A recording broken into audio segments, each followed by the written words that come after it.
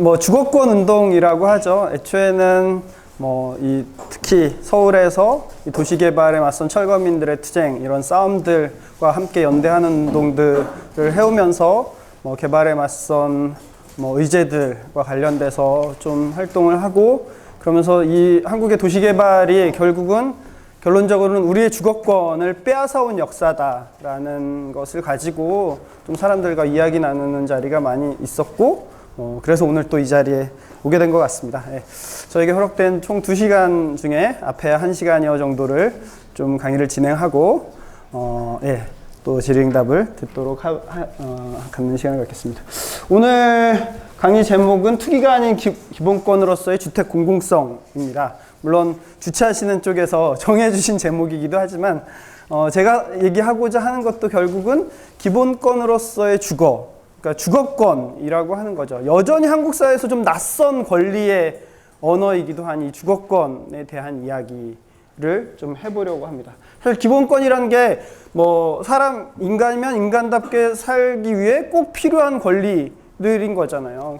그 중에 하나가 바로 집 없이 우리는 살 수 없기 때문에 주거권을 이야기하는 거죠. 저희가 이제 주거와 관련돼서 어떤 문제를 겪고 있다고 했을 때 주로 크게는 3가지 카테고리로 얘기할 수 있을 것 같아요. 그 집이 정말 살만한 집이냐, 비가 새고 곰팡이가 슬고 그런 집은 아니냐라고 하는, 그게 최저주거 기준 미달이라고 하는 수치로 측정되기도 하고, 비주택, 쪽방 고시원 여관 여인숙과 같은 주택 이외의 기타 거처라고 하는 비주택, 혹은 지하 옥탑 고시원이라고 하는 이런 곳에 살면 주거권을 보장받았다고 할 수 없는 거죠. 그러니까 살만한 집이어야 된다라는 것이고, 또 하나가 아무리 살만한 집인데 그게 너무 비싸서 내 소득이나 내 수입으로 감당되지 않는다면 그거 역시 온전히 주거권을 보장받을 수 없다고 할 수 있죠. 그래서 비용이 적절한지 부담 가능한지도 역시 주거권의 주요한 요소입니다. 그 다음에 얼마 동안 살 수 있느냐, 이게 사실 굉장히 중요하죠. 점유의 안정성이라고 하는, 내가 여기서 살고 싶은 만큼 살 수 있느냐, 집을 소유했건 소유하지 않았건 내가 원하는 만큼 살 수 있는 권리들이 있느냐, 장기적으로 거주할 수 있느냐, 이거 역시 아주 중요한 권리의 영역입니다. 그래서 유엔에서는 오래전부터 90년대 초반부터 주거를 하나의 사회적 권리로 명시한 이런 문서들, 인권 문서들에서는 주거권과 관련돼서 유엔 사회권위원회에서 이미 7가지 요소를 얘기하면서 살만한 집, 적정한 주거인지, 부담 가능한지, 점유의 안정성이 있는지, 문화적으로도 적절한지, 접근성, 위치, 이런 것도 7가지 요소로 주거권을 설명해 오기도 했습니다. 이런 요소에 따라서 어떤 정책들이 결부되기도 하는 거죠. 자, 그런데 어쨌든 이게 그래서 권리의 영역 중에 하나라는 건데, 사회적 권리의 영역 중에 하나라는 건데, 우리가 도시에서 특히 이제 도시라는 공간에서 살아가는 데 있어서 인간이 인간답게 살기 위해서 필요한 사회적 권리가 뭐냐라고 물어봤을 때, 소위 도시 민생 3대 위협이라고 얘기하는 거잖아요. 교육, 의료, 주거. 공교롭게도 이번 강연 순서를 보니까 또 의료, 교육, 주거였어요. 그만큼 이 도시라는 공간에서 살아가는 데 있어서 사회적 권리라는 것은 이 권리 실현의 의무 주체가 있는 거잖아요. 자유권과 사회권이 구분되듯이 사회권의 영역은 권리 실현 주체의 의무가 있는 거고, 그것은 공동체나 사회, 국가가 그 실현 주체의 의무가 있는 거죠. 그러니까 결국 국가로부터 이러한 권리를 보장받을 수 있는 것을 요구할 수 있는 권리가 사회권이고, 그렇기 때문에 바로 오늘 주제인 이 공공성의 담론인 거고, 도시에서 살아가는 데 있어서 그 핵심 3가지가 바로 교육, 의료, 주거인 거죠. 그런데 한번 잘 가만히 생각해보면 교육과 관련돼서는, 혹은 의료와 관련돼서는 뭔가 우리가 사회적인 싸움들을 해보던 역사들, 그리고 지금도 하고 있다는 생각이 들어요. 어쨌든 교육 공공성을 위해서 전교조 운동을 비롯해서 참교육을 요구하는 오랜 전통적인 싸움들과 요구들이 있어왔던 거고, 의료와 관련돼서도 의료 공공성을 얘기하는 여러 주체들의 요구들이나 싸움들이 있었죠. 근데 주거와 관련돼서는 도대체 어떤 주거권과 관련된 요구들, 싸움들이 있어왔지? 어떤 집단적인? 그런 거 생각해보면 철거민 운동으로 쉽게 떠오르는 정도밖에 없는 것 같아요. 그러니까 그래서 여전히 주거권을 얘기하면 이게 물론 한 최근 10년 상간으로 2000년대 이후부터 주거권이란 용어가 다양한 주체들의 운동의 용어로 등장했죠. 청년 주거권 운동들이 2000년대 초반부터 커왔고, 장애인 주거권, 홈리스 주거권, 다양한 영역의 여성 주거권 등등의 주거권이란 표현들, 영역들, 운동들이 만들어졌지만, 사실 10년 전만 해도 주거권 운동 혹은 주거권 하면은 집에서 쫓겨나게 된 철거민들의 요구나 아니면 IMF 이후에 집이 없는 홈리스들의 요구들로 주거권을 보장하라 라고 얘기되는 정도였지, 우리가 보편적인 권리운동으로서 주거권을 잘 얘기해오지 않았었거든요. 그래서 여전히 이 여러 권리 영역 중에 주거권이라는 것은 여전히 한국에서는 좀 낯선 개념 중에 하나이긴 한 것 같아요. 그럼 이 사회적 권리를 실현할 주체가 국가 공동체라면 이 권리를 요구하는 데 있어서의 주체는 결국 우리들인 거잖아요.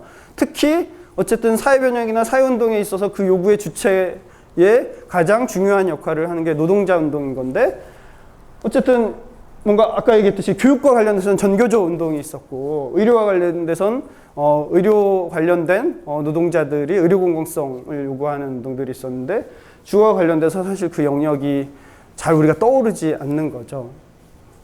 뭔가 노동자 주거 하면 건설 노동자 쪽이 생각되고, 뭔가 한국 사회의 주거권 역사를 돌아보면 사실 건설과 주거권은 물론 주택 공급을 통해서 주거권을 보장한다라는 정책을 펼쳤지만, 사실상 주택 공급이라는 방식, 개발 방식을 통해서 주거권을 침해한 역사와 또 맞물려 있기 때문에 이게 사실은 노동자 당사자들의 주거권 요구와 잘 연결이 안 되는 거죠, 인식이.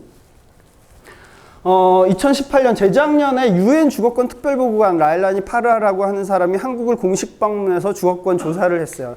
이분이 열흘 동안 한국 방문을 했고, 물론 한국 방문 전에 한국의 시민사회단체들이 한국의 주거 상황들에 대한 문서도 보내고, 정부에서도 보내고, 또 열흘 동안 한국 현지 방문을 하면서 여러 현장들을 다니고, 다시 돌아가서 또 보고서를 작성해서 2019년 1월에 유엔 인권이사회에 한국 방문 보고서를 제출했는데, 어쨌든 뭐 그런 절차들이 있었는데, 이분이 한국을 방문했을 때 열흘 동안 방문하고 여러 시민들을 만나본 다음에 언론과 인터뷰에서 했던 말이 전 되게 인상적이었어요.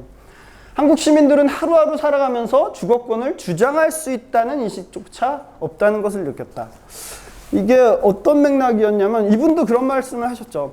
그래도 자기가 이렇게 한국에 방문 조사를 해보고 여러 철거 현장이나 뭐 홈리스 현장이나 이런 데도 가보고 정부기관도 만나봤지만, 한국이 세계경제 11위, 12위권에 해당하는 만큼 한국의 여러 주거복지와 관련된 제도나 정책들이 그래도 어느 정도 갖춰져 있다. 그런데 시민들은 그 권리를 요구할 수 있는 권리라고 잘 인식을 하지 못하더라 라는 이야기를 하셨어요. 전 이게 굉장히 인상적이었고, 어떻게 보면 길지 않은 기간, 뭐 여러 사람을 만났다 그런다고 해도 사실 그렇게 많은 사람을 또 만나지 못했을 텐데도 불구하고 저는 약간 정확하게 좀 봤다라고 생각해요. 한국 사회에서 주거권에 대한 인식을. 뭔가 주거권을 공동체가 해결되고 공동체 해결을 위해서 요구할 수 있는 권리가 아니라 사적 영역, 사적 능력으로 해결해야 될 문제도 사실 좀 많이 인식하고 있는 게 현실이다라는 것 같아요. 그럼 도대체 왜 이런 현상들이 발생하느냐? 도대체 왜 주거권이라는 권리가 왜곡되고 있느냐라는 것에 대해서 저는 뭐 한국만의 문제는 아니지만 결국은 주택의 상품화가 심화됐기 때문이라고 생각해요.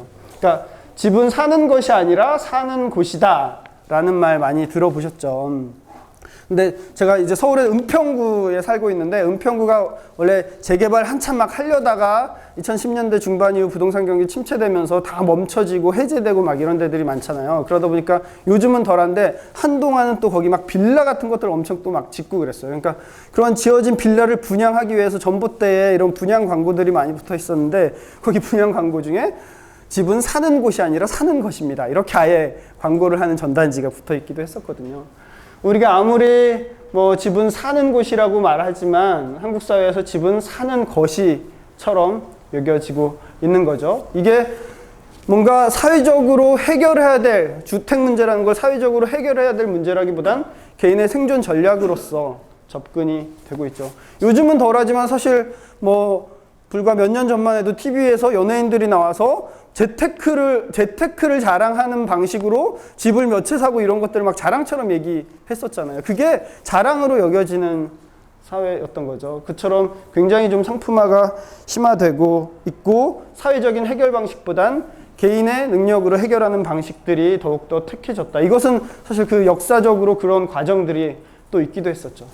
근데 이렇게 상품화된 주택 시장이 과거에는 일종의 집을 소유한 사람과 소유하지 못한 사람의 계급적 갈등의 양상을 띄었다면 지금은 굉장히 세대적인 갈등의 양상으로도 나타나는 거잖아요. 점점 어쨌든 청년 세대는 내가 내 노동으로 집을 살 수 없다라는 것, 집을 사지 못하면 안정적으로 거주할 수 없다라는 것들이 너무나 이젠 당연시 받아들여지는 게 돼버리니까 이게 세대 간의 갈등으로도 나타나죠. 그래서 실제로 어디죠? 뭐 작년에는 어디 대학교 총학생회가 주최하는 이 지역의 이 하숙비를 낮추는 촛불 집회를 하고 막 그러기도 한 기사가 났었는데 어쨌든 이런 갈등의 양사가 나타나고 계속 얘기하듯이 주거가 어쨌든 사적으로 해결해야 될 영역들 생존 수단이 되다 보니까 결국은 이 방식은 한국 사회 역사적 궤적을 놓고 보면 어쨌든 누군가의 권리를 짓밟는 방식으로 자기 집을 소유하는 과정들이 있어 온 거죠. 이거는 올해 초에 JTBC 뉴스에 부동산 분노의 방정식이라고 해서 보도가 됐어요. 뭐 인터넷이나 이런 뭐 여기저기서는 많이 돌아다니는 이야기를 라고 해요. 아마 이 보도를 소개하면서도 되게 웃프지만 굉장히 현실적인 이야기다라는 얘기를 해요. 무주택자와 무주택자끼리 만나면 신세한탄이나 혹은 분노를 얘기하고 무주택자와 1주택자가 만나면 말싸움을 하고 무주택자와 다주택자가 만나면 다주택자는 무주택자를 바보로 여기고 무주택자는 나쁜 놈 사기꾼 이런 식으로 여기고 그러니까 주택을 소유한 사람과 소유하지 못한 사람이 만나면 결국은 싸우게 된다라는 부동산 분노의 방정식이라는 거죠. 집을 소유한 사람은 집값이 오르기를 원하는 거고 집을 소유하지 못한 사람은 집값이 내리기를 원하는 이 갈등의 고리에서 사실 계속 머물고 있는 거죠. 그래서 다주택자들끼리 만나면 투자 얘기하는 거고 다주택자, 1주택자 만나면 형님 알짜 빼고 알려주기 뭐 이런 식의 대화들을 나눈다고 하고 있어. 그야말로 이 집이라고 하는 것을 둘러싼 극한의 갈등과 대립 양상이 나타나고 있죠. 이런 분노의 방정식이 지금 특히 올해 많이 화제되고 있는 거라면 또 하나가 어느 순간부터 청년 주거에 관련된 담론이 불과 작년까지만 해도 청년 주거하면 지옥고라는 말이 따라붙었어요. 반지하, 옥탑, 고시원. 그만큼 특히 대도시, 서울 같은 대도시 청년들의 주거가 굉장히 열악하고 청년 주거 빈곤이 심각하다라는 얘기가 작년까지 청년 주거의 담론이었는데 올해부터 영끌하는 2030이라고 하면서 청년 세대가 지금 영혼을 끌어모아서 빚을 끌어모아서 집을 사는, 투기하는 주체들로 호명되고 있는 이런 현상들이 또 나타나고 있죠. 근데 도대체 그럼 뭐냐? 지옥고에 갇힌 청년이라는 게 지금 한국의 비주택, 그러니까 주택이외 기타 거처라고 인구주택 총조사를 할 때마다 비주택 조사를 할 때마다 그러니까 주택이 아닌, 법적으로 주택이 아닌 곳에 대한 숫자를 보는 거고 이 중에 오피스텔 같이 어쨌든 살만한 곳은 빼고 쪽방, 고시원, 여관, 여인숙, 비라촌, 일터의 일부 공간 이런 것들을 했을 때 보세요. 95년에 42,000 가구, 2000년에 62,000 가구, 2005년에 56,000 가구 4, 5, 6만 정도였던 게 2010년 12만, 2015년 39만 가구까지 쭉 늘었어요. 급격하게 비주택에 거주하는 가구가 늘었는데 그것의 상당수는 고시원 가구 수인 거죠. 기존의 전통적인 이 비주택이라고 하는 가시적인 판자촌이나 비라우스 같은 것들은 많이 줄어드는데 그건 대부분 개발로 인한 철거로 줄어들었죠. 근데 비가시적으로 존재하는 고시원이 많이 증가하고 하고 있다라는 거죠. 그리고 고시원에 거주하는 세대 중에 60%가 청년 세대인 거고, 그리고 또 중장년 1인 세대가 또 고시원에 많이 거주하고 있는 거죠. 그러니까 이건 1인 가구가 그만큼 급속하게 늘어났고, 또 특히 그러니까 비정규직이라는 게 청년에게선 아주 일반적인 조건이 돼버리면서 1인 가구 청년들이 거주할 수 있는 기존의 주택 공급 체계에서는 그런 주택이 없는 거잖아요. 그러다 보니까 1인 가구가 갈 수 있는 저렴 주택으로 고시원이라는 게 활용이 되는 거죠. 그래서 이런 주거의 형태가 또 하나 우리가 좀 주목해야 될 게, 좀 전에 설명드렸지만 가시적으로 잘 드러나지 않는다는 거예요. 재작년에 그 종로의 9.1고시원이라는 곳에 화재 참사로 7명이 사망했잖아요. 거기 돌아가신 분 중에 3분이 기초수급자고 4분이 일용직 노동자인가 그랬어요. 이게 반대인지 모르겠는데, 지금 9.1고시원이 그 청계천에 전태일 복합 공간 만들어진 데 있죠. 거기 바로 앞에 있는 건물이거든요. 그때는 한참 전태일 그 복합 공간이 막 공사 중일 때 화재가 났었던 건데, 거기도 우리가 청계천변을 거닐면 가난한 사람들이 집으로 살고 있는 그런 고시원들이 있을 거라고 잘 생각되지 않잖아요. 근데 저희가 9.1고시원 참사 있고 나서 그 인근에 비슷한 유형의 고시원들을 점을 찍어 봤는데 아주 밀집되어 있어요. 그러니까 결국은, 그런데도 그 거리를 우리가 지날 때 예전에 판자촌 달동네 보듯이 막 드러나는 주거빈곤이 아니라는 거죠. 비가시적으로 존재하는 주거빈곤의 형태로 있고, 그 문제가 굉장히 좀 심각하게 늘어난 상황이다라는 거죠. 그런데 그런 주택에 청년들이 사는데 갑자기 또 올해부터는 청년들은 마치 대부분의 청년들이 영끌해서 빚을 끌어모아서 집을 사고 있는 것처럼 얘기를 하고 있어요. 그런데 도대체 그럼 영끌한 2030이 누구냐?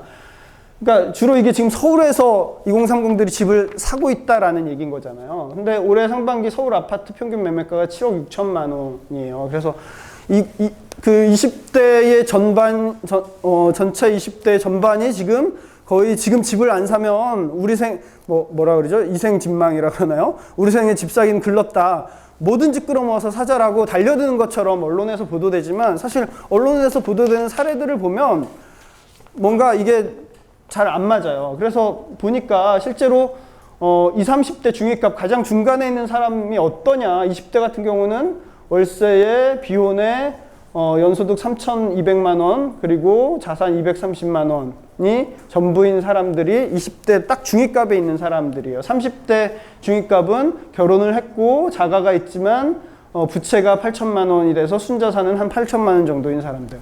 그러니까 사실 이 20, 30대의 대부분은 영끌을 해도 집을 살 수 없는 사람들이에요.